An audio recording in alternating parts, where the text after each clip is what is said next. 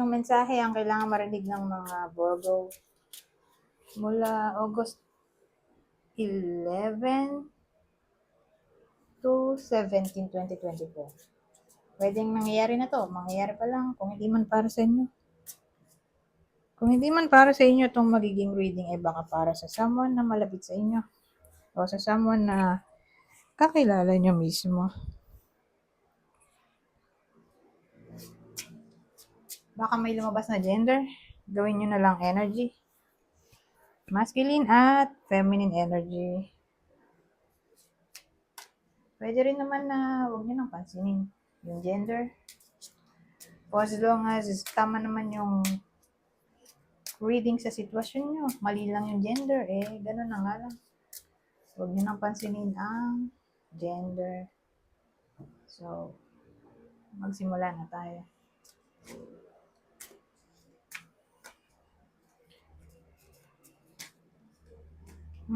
Dalawang tao na to, mag-partner na yan. Pero magkaiba sila ng suit. Teka, mag-partner ba talaga to? Wait lang.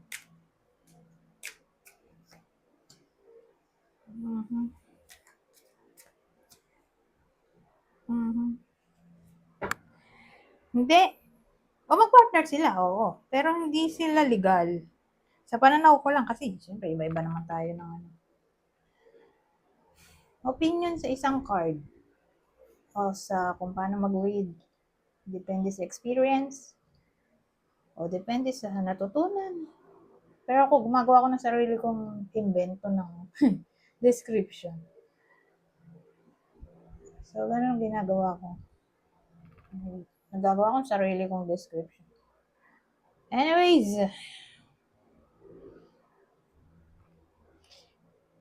may babae dito, saka lalaki. Pero to, kasal to. May anak din to. Mayaman siya siguro. So, kunin nyo lang yung info na sa tingin nyo ay fit sa sitwasyon nyo. Okay? So, again, babae, mayaman, may anak, kasal. Kung di man mayaman, may stable job o source of income o baka permanent siya dun sa trabaho niya. May trabaho to, o businesswoman. O entrepreneur, freelancer, basta ano siya, gumagawa siya ng way para magkapera. Kaya nga hawak-hawak niya yung pera ko.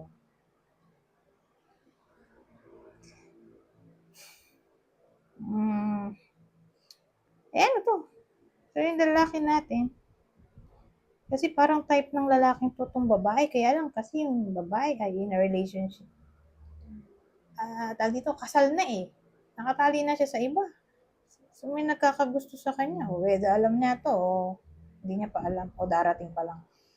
Pero ang dating type nitong lalaking to, itong babae, whether kayo mismo to o kakilala niyo, basta ganun yung kwento dito.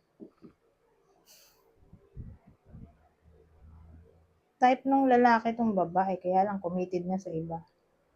O who knows kung committed din ito sa iba. Pero itong lalaking to yung parabang mapusok. So pag sinabi mong mapusok, wala siyang pakialam kung may masagasaan siyang ibang tao o yung mismo partner niya kung meron. Ano siya mapaglaro, in short. So, pag ganon,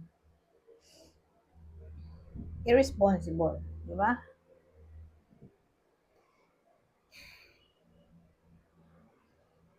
Pero ang tingin ko magkaedad sila. O sabihin natin, ito kasi 40 to 59. Ito rin, 40 to 59 years old. So, kunin nyo lang yung info na sa tingin nyo ay fit sa sitwasyon. Ano to, playboy ba? Ganun ang dating.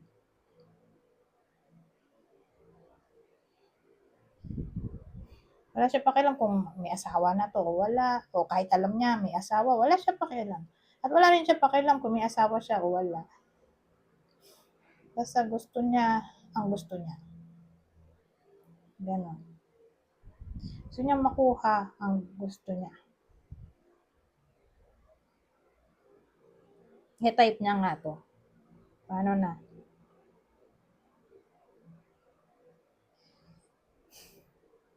Kaya ang problema dito sa taong to, yung desire niya, di ba? Ano gusto niya. Impatient siya eh. So, kukunin niya yan sa santong dahasan o sabihin natin, patay na patay at first sa crush niya. Nung nakuha niya na yung crush niya, ewan ko, parang namatay din yung kanyang love.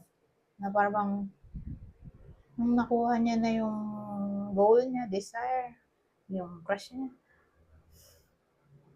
eh, nawala na rin um, yung nararamdaman niya para doon sa taong to. Wala siyang staying power ba? Madali siyang magsawa, in short. Kaya nakakatakot, di ba? Mamay, pagpalit nitong babaeng to yung asawa niya para dito na sabihin natin attractive, go-getter, medyo may pagka-bad boy, uh, matapang, brusko, confident, humorous, parang too good to be true na baga. Tapos, nung iniwan niya, sabihin natin ganun, iiwan din siya nito, malamang-lamang yan. Sa short period of time din. Kung mabilis siyang nakuha, mabilis din siyang iiwan. So, kakatakot, di ba? Which is, ganun din yung parang kahantungan nito. Oh? Kasi feeling trapped yung babae. Babae to, malamang. Siya yung feeling trapped dito. Oh? So, ibig sabihin, kaya ganyan. Mapapagusto na rin tong babaeng to dito. Kaya ayan, nalito na siya, di na siya makapag-isip, di na siya makakilos.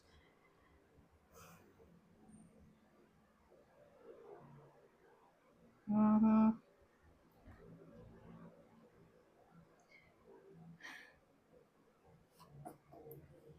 Tapos ito, ano to? Dasano, baliktad. So, ibig sabihin, um, kung pipiliin ng babaeng to, itong lalaking to, etong kahahantungan niya, sa una lang masaya, di ba? Bumaliktad. So, sa una lang talaga masaya, later on maghihiwalay din sila. At magiging sad siya. Para bang walang patutunguhang future tong babaeng to dito sa lalaking to. Maganda sana kung maagapan, di ba? Halimbawa lang naman, may ganitong sitwasyon sa iba sa inyo na napapagusto in a relationship o kasal na. Napapagusto pa sa ibang lalaki kung babae. Wag na yan. Kasi, walang bright future. Bright future. Walang bright future sa lalaking to. Iiwan din sila. In the end. Kaya wag na yan. Kumbaga magkakaroon sila ng wrong decision kung pipiliin nila to. Kung bago sa luma. Sad to say. Saka ito bolero kasi to eh. So,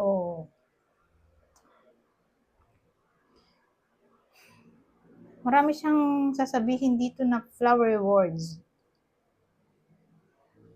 of flattery. Kaya siya mapapagusto. Tapos ang ending, sabi lang niya yun. May case na ganun, di ba? Sa una lang, ganda-ganda ng mga sinasabi. Tapos nung naging sila na, joke lang pala yung mga sinabi niya. Hindi niya pala talaga balak to pa rin yun. Kumbaga, nagsinungaling siya. Ito. Para lang makuha yung loob nito. Ayan, yan yun. Ito na yung sinasabi kong yun. So, unrealistic expectations. Marami kasing sasabihin to na mag-expect siya ng malaki. Kaya niya magugustuhan to. Tapos hindi naman gagawin ito. Kaya babala to sa iba na mapapagusto o baka nga nasa ganito ng sitwasyon. Kumbaga wag nyo nang pangarapin tong taong 'to, huwag niyong sagutin. Kung ayaw niyong maging malungkot in the end. O baka naman may kakilala kayo ganito sitwasyon, 'di ba? Puwede rin gano'n. Eh, balaan niyo sila. Kung di man kayo 'to, eh, sabihin natin kakilala niyo, ganito sitwasyon, balaan niyo.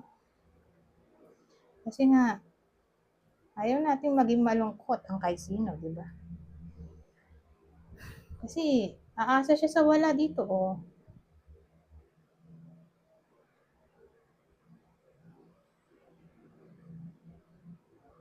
So again, kung may kilala kayo na nasa ganito ng sitwasyon kasi feeling trap na, eh, ibig sabihin nangyayari na. Eh, balaan nyo agad-agad para maiwasan ng delubyo ba, 'di ba? Masira ang pamilya dito kasi pamilyado 'to. Eh, saka kasal, pwede rin ganun.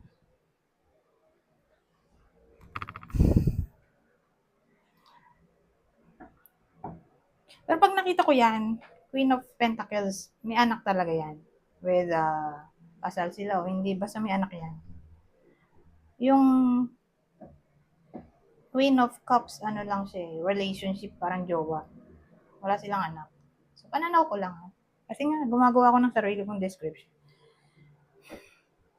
Ito kasi may commitment, Pentacles. Kaya ko siya inilugar dun sa may anak, kasal. Ibig sabihin, nakatali na siya sa iba. O sa responsibility. Dun sa Cups, wala pa naman eh. Ang nakatali lang yung emotion nila.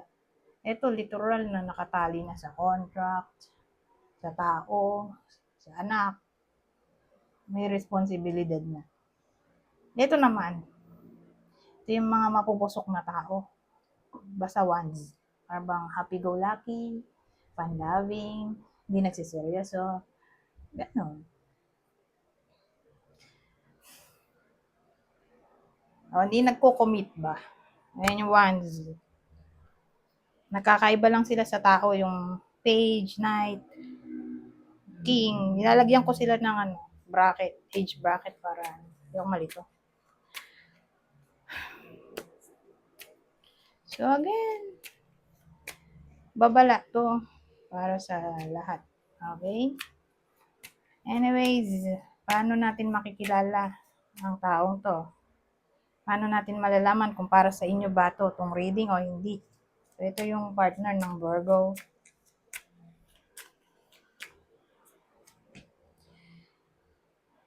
Ay, ito na yung partner ha. Hindi to.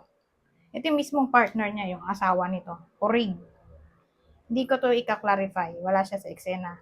Ito yung partner nito. Okay? Yung asawa niya mismo para ma-determine na iba sa inyo kung para sa inyo ba to o hindi. Taurus, ang partner, Aquarius. Ngayon, kung kakilala, sabihin natin kakilala. Doon tumama sa kakilala. Sino naman? Gemini, Scorpio. Dami tayo nito. Ano pang detalye masasabi nito? Usually, pag nag-iba ako ng deck, playing cards na to eh. Iba na yung senaryo. Hindi sila magkadikit, ha? Iba yung tarot, iba yung playing cards, iba tong oracle. Usually, iba-iba. Okay? Yung energy. Hindi sila nagdudugtong. Minsan, nagdudugtong pero bihira lang yun. So, pwede nyo sabihin, ibang story naman to. O chapter. Ganun. Oh, Joker, oh. Wow. Ito maganda. So, expect na natin na, ay, teka lang. Maganda ba? Oo nga, maganda talaga. Expect natin na may magandang surprise. Unexpected eh. So, something unexpected na maganda, eh, it's surprise na yan, di ba? So, saan yung surprise? Baka kasal na yung iba sa inyo. Mukhang good news sa love eh. Reconciliation.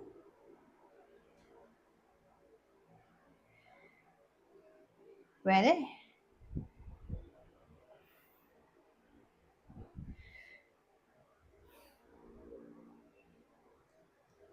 Para bang may magpo-propose sa iba sa inyo at long term na yun. So, contract lang naman naisip ko eh.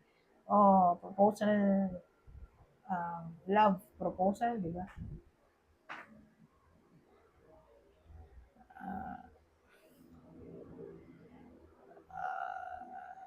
Arranged marriage.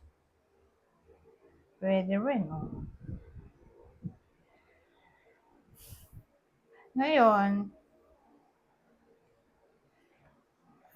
sabihin natin in a relationship yung iba sa inyo o kasal. Baka makatanggap sila ng pera sa partner nila. Pero sabihin natin may kakilala kayo o kayo mismo to, kakasal ngayong week. Huwag kayong mag-alala kasi prosperous. Magiging prosperous ang relasyon. Kung ma-timing nga, ma-timing yung kasal o sinagot, nagkasagutan sila ng, alam mo yan, yung naging sila na. Kinasal, magiging sila na timing, okay? Na timing na ganitong week,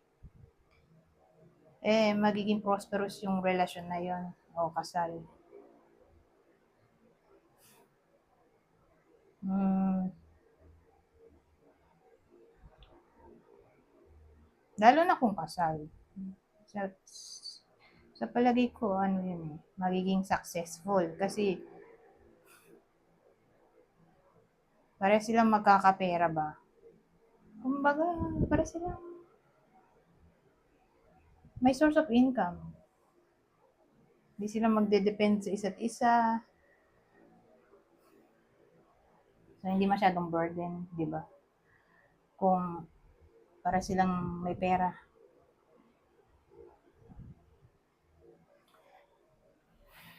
Nasusuportahan nila ang isa't isa kung magka-problema. Kung problema ang pera. Kasi mahirap kung isa lang yung may work, di ba? Isa lang yung may source of income. Hindi natin kasi masabi ang future, kung anong pwedeng mangyari. Pero dito parang wealthy eh. Wealth, o pwede rin naman, di ba? Na isa lang yung may source of income, kung bilyonaryo yun. Di ba yung mapapakasalan nila, bilyonaryo, milyonaryo, mapera. Pwede na kahit isa lang yung may pera. Di ba? Eh kung ano, hindi ganun ang estado, mahirap na. Sa panahon ngayon, ang taas ng bilihin. Kumbaga, sa panahon ngayon, dapat parehas ng may work. Ang hirap naman, di ba? Lalo na kung nanay ka, ang dami mong iisip-isipin. Parang mas problemado yung nanay kung ano. Siya na nga yung nanay, siya pa yung mag-work, di ba? Pero ganun eh. Sa panahon ngayon, kung hindi ka nga pinanganak na mayaman, wala tayong bang choice kundi kumayod. Maghanap ng source of income at dahil hindi naubos ang babayarin, araw-araw araw-araw may gastos. So kung hindi sapat ang budget, I mean, budget kung isa lang yung source of income, paano na? Lalo na kung may mga anak. So walang ibang choice, hindi magsakripisyo yung nanay dito, oh.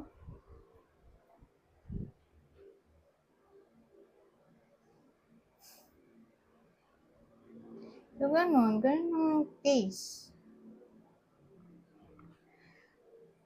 Kumbaga sa case kasi na to, siguro yung ikakasal, para silang wealthy.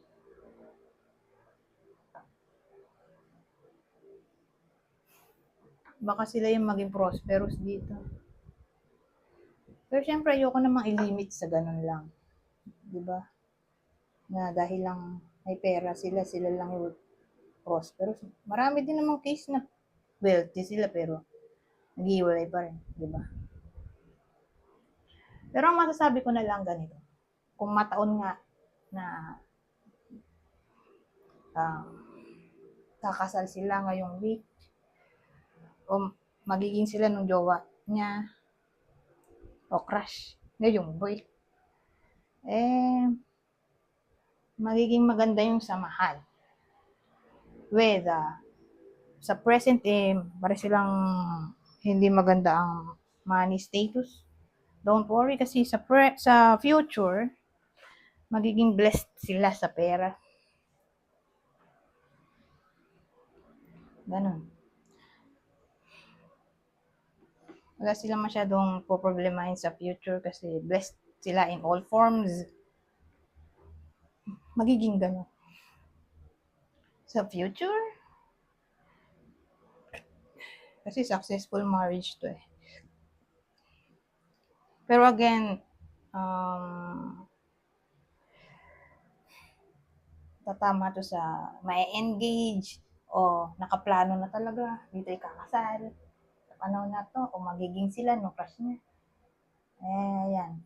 Magiging prosperous. Pero kung unexpected yung pangyayari, di ba? Hindi yung sinadya talaga. Tinaon sa ganitong week. Pero who knows? Baka pwede pa rin. Anyways, punta tayo dito. Kuha tayo ng information dito. Kuha lang ako ng 3. Babasahin ko na lang. Dali naman itong intindihin. Wow! See? Dream big. Let go of small thoughts about yourself. See yourself succeeding. So, para mangyari nga agad-agad itong success na sinasabi ko. Maging positibo. At dream big agad. Oh. So, ibig sabihin pala, pag mangangarap ka na lang din, itodo mo na. Di ba? Gawin mo na agad, bilyonaryo ka.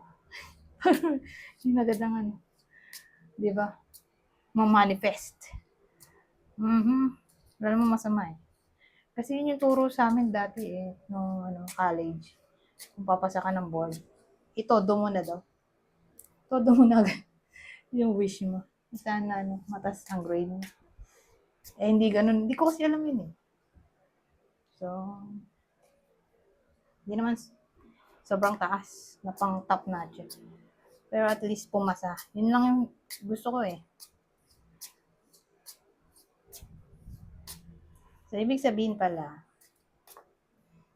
pag ganito ang case, kung mangangarap ka nga lang, itodo-todo na.